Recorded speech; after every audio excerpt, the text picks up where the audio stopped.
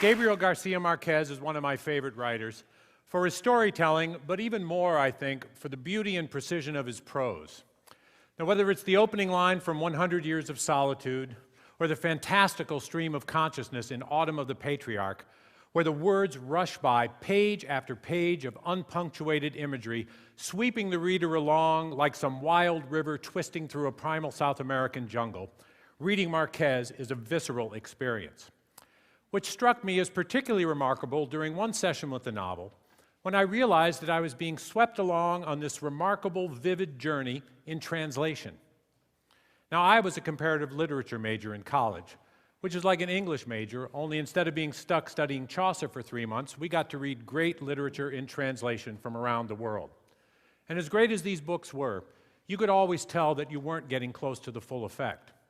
But not so with Marquez, who once praised his translator's versions as being better than his own, which is an astonishing compliment. So when I heard that the translator, Gregory Rabassa, had written his own book on the subject, I couldn't wait to read it. It's called, apropos of the Italian adage that I lifted from his foreword, If This Be Treason. And it's a charming read. It's highly recommended for anyone who's interested in the translator's art. But the reason that I mention it is that early on, Rabassa offers this elegantly simple insight. Every act of communication is an act of translation. Now, maybe that's been obvious to all of you for a long time, but for me, as often as I'd encountered that exact difficulty on a daily basis, I had never seen the inherent challenge of communication in so crystalline a light.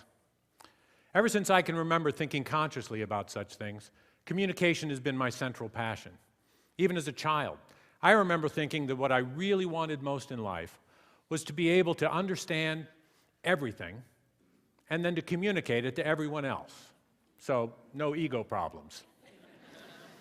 It's funny, my wife Daisy, whose family is littered with schizophrenics, and I mean littered with them, once said to me, Chris, I already have a brother who thinks he's God. I don't need a husband who wants to be.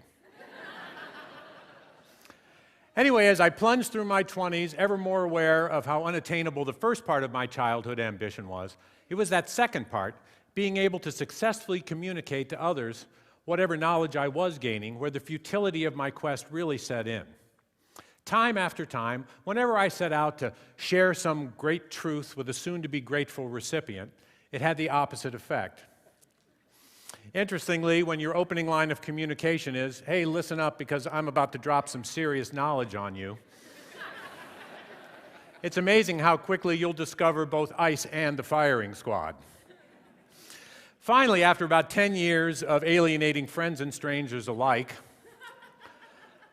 I finally got it that a new personal truth all my own, that if I was going to ever communicate well with other people, the ideas that I was gaining, I'd better find a different way of going about it. And that's when I discovered comedy. Now, comedy travels along a distinct wavelength from other forms of language. If I had to place it on an arbitrary spectrum, I'd say it falls somewhere between poetry and lies. And I'm not talking about all comedy here, because clearly there's plenty of humor that colors safely within the lines of what we already think and feel. What I want to talk about is the unique ability that the best comedy and satire has at circumventing our ingrained perspectives. Comedy as the philosopher's stone, that takes the base metal of our conventional wisdom and transforms it through ridicule into a different way of seeing and ultimately being in the world. Because that's what I take from the theme of this conference, gained in translation. That it's about communication that doesn't just produce greater understanding within the individual, but leads to real change, which in my experience means communication that manages to speak to and expand our concept of self-interest. Now, I'm big on speaking to people's self-interest because we're all wired for that. It's part of our survival package, and that's why it's become so important for us, and that's why we're always listening at that level. And also because that's where, in terms of our own self-interest, we finally begin to grasp our ability to respond, our responsibility to the rest of the world. Now, as to what I mean by the best comedy and satire, I mean work that comes first and foremost from a place of honesty and integrity. Now, if you think back on Tina Fey's impersonations on Saturday Night Live of the newly nominated vice presidential candidate Sarah Palin, they were devastating. Fey demonstrated far more effectively than any political pundit the candidate's fundamental lack of seriousness, cementing an impression that the majority of the American public still holds today. And the key detail of this is that Fey's scripts weren't written by her, and they weren't written by the SNL writers. They were lifted verbatim from Palin's own remarks.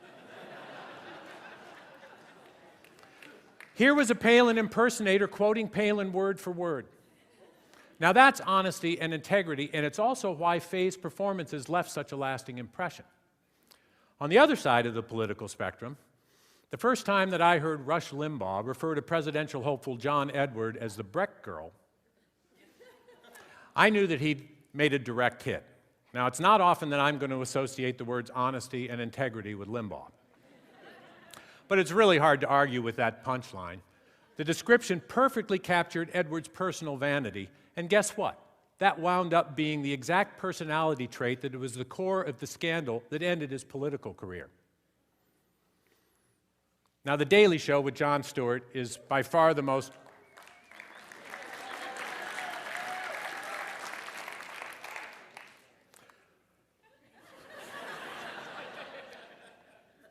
It's by far the most well-documented example of the effectiveness of this kind of comedy. Survey after survey, from Pew Research to the Annenberg Center for Public Policy, has found that Daily Show viewers are better informed about current events than the viewers of all major network and cable news shows. Now, whether this says more about the conflict between integrity and profitability of corporate journalism than it does about the attentiveness of Stewart's viewers, the larger point remains that Stewart's material is always grounded in a commitment to the facts. Not because his intent is to inform, it's not. His intent is to be funny. It just so happens that Stewart's brand of funny doesn't work unless the facts are true. And the result is great comedy that's also an information delivery system that scores markedly higher in both credibility and retention than the professional news media.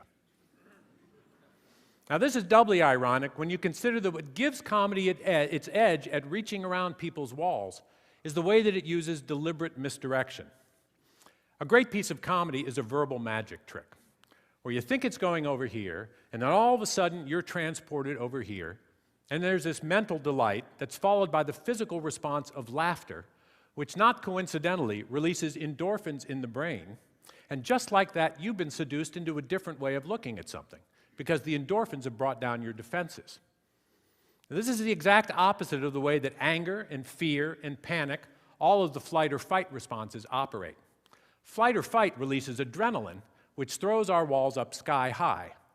And then comedy comes along, dealing with a lot of the same areas where our defenses are the strongest: race, religion, politics, sexuality. Only by approaching them through humor instead of adrenaline, we get endorphins. And the alchemy of laughter turns our walls into windows, revealing a fresh and unexpected point of view. Now, let me give you an example from my act. I have some material about the so-called radical gay agenda, which starts off by asking, how radical is the gay agenda? Because from what I can tell, the three things that gay Americans seem to want most are to join the military, get married, and start a family. Three things I try to avoid my entire life. Have at it, you radical bastards. The field is yours. And that's followed by these lines about gay adoption. And what is the problem with gay adoption? Why is this remotely controversial? If you have a baby and you think that baby's gay, you should be allowed to put it up for adoption. You have given birth to an abomination, remove it from your household. Now, by taking the biblical epithet abomination and attaching it to the ultimate image of innocence, a baby, this joke short-circuits the emotional wiring behind the debate, and it leaves the audience with the opportunity, through their laughter, to question its validity. Misdirection isn't the only trick that comedy has up its sleeve. Economy of language is another real strong suit of great comedy. There are few phrases that pack a more concentrated dose of subject and symbol than the perfect punchline. Bill Hicks. And if you don't know his work, you should really Google him. Hicks had a routine about getting into one of those childhood bragging contests on the playground, where finally the other kid says to him, "Oh, huh? Well, my dad can beat up your dad." To which Hicks replies, "Really? How soon?"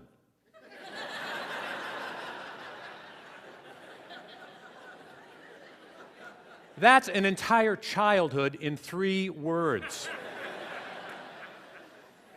Not to mention what it reveals about the adult who's speaking them. And one last powerful attribute that comedy has as communication is that it's inherently viral. People can't wait to pass along that new great joke. And this isn't some new phenomenon of our wired world. Comedy has been crossing country with remarkable speed way before the internet, social media, even cable TV.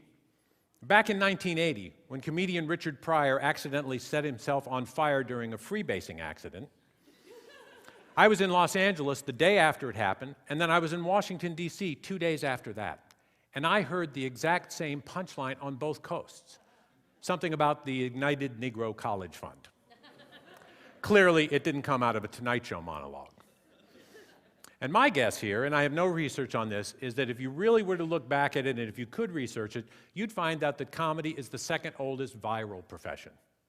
First there were drums, and then knock-knock jokes.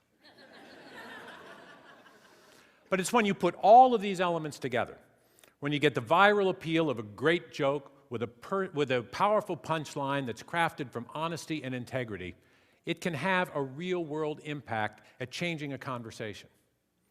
Now, I have a close friend, Joel Pett, who's the editorial cartoonist for the Lexington Herald-Leader, and he used to be the USA Today Monday Morning Guy. I was visiting with Joel the weekend before the Copenhagen Conference on Climate Change opened in December of 2009.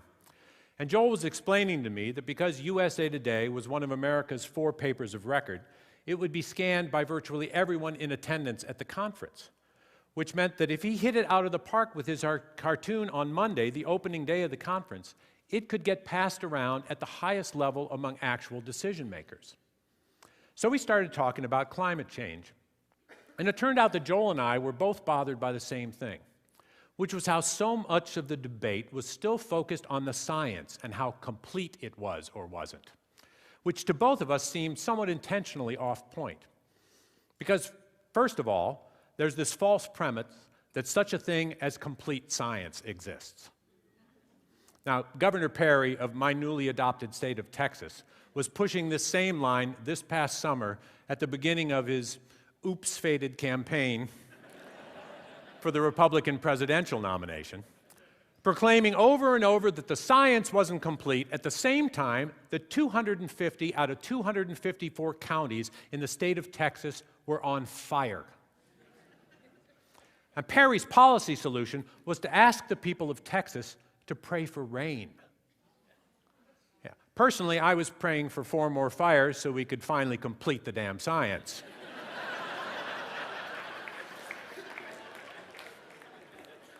But back in 2009, the question Joel and I kept turning over and over was why this late in the game so much energy was being spent talking about the science when the policies necessary to address climate change were unequivocally beneficial for humanity in the long run, regardless of the science.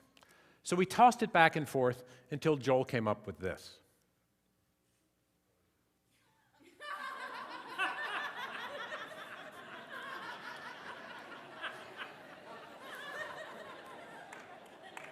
You gotta love that idea.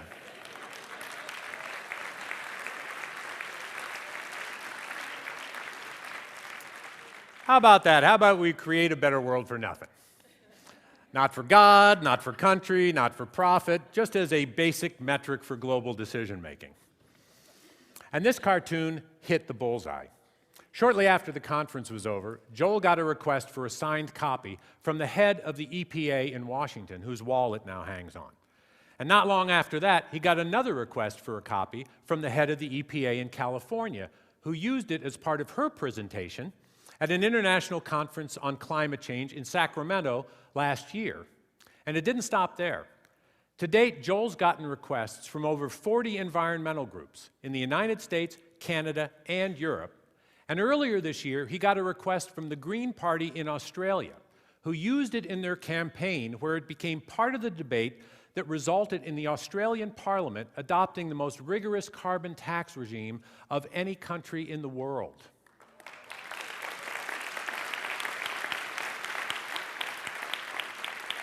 That is a lot of punch for 14 words. So my suggestion to those of you out here who are seriously focused on creating a better world is to take a little bit of time each day and practice thinking funny. Because you might just find the question that you've been looking for. Thank you.